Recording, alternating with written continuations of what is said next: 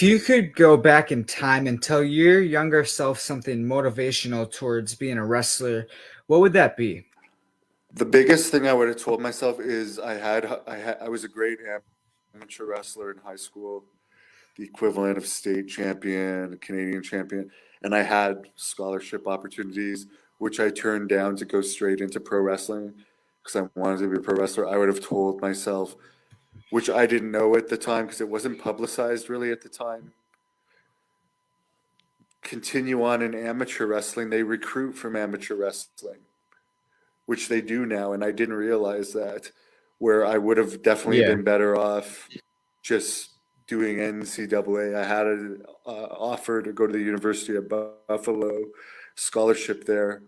But at the time, Lesnar hadn't debuted yet, and it wasn't like public knowledge that they actually recruited because the internet wasn't as big from NCAA.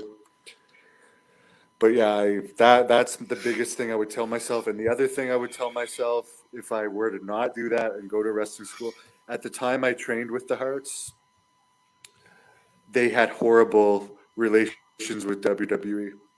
The screw job had happened recently. I mean, Harry Davies' son ended up getting in, and Natalia, but they're like blood. But like, there was no relationship where like they're a feeder system. It's better. It would have been better to go somewhere like Offa's that has a history of like helping you get booked. Or Rick. Another big mistake I made in 2006. Rick Bassman, who I'm now friends with, who trained the Warrior, Sting, Cena. He was trying to tell me, "Come train with me for a few months. I'll get you signed." I didn't do it. Oh, wow. But now I realize what's more important is who you know.